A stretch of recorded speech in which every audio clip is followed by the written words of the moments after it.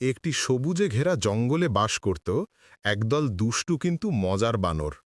সকালবেলা তারা খেলাধুলা করত, গাছে ঝুলে হাসত আর মজা করত সারাক্ষণ। দূর থেকে দেখতে পেল এক বিশাল কলা বাগান, যেখানে সোনালী কলা ঝুলছে গাছে গাছে। চোখ বড় বড় করে তাকিয়ে রইল সবাই। তাদের নেতা বলল, চলো রাতে সবাই মিলে কলা চুরি করতে যাব। বাকিরা মুচকি হেসে রাজি হয়ে গেল, কিন্তু কেউ ভাবল না কি হতে পারে। রাত নামল। চাঁদের আলোয় তারা ধীরে ধীরে কলা বাগানের দিকে রওনা দিল। চারদিকে নিস্তব্ধতা, শুধু পাতার শব্দ আর তাদের নিঃশব্দ পদচারণা। বাগানে ঢুকে তারা কলা ছিঁড়তে শুরু করল।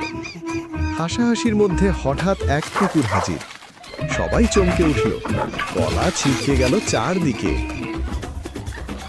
ভয়ে সবাই দৌড়াতে শুরু করল। কেউ গাছে উঠল,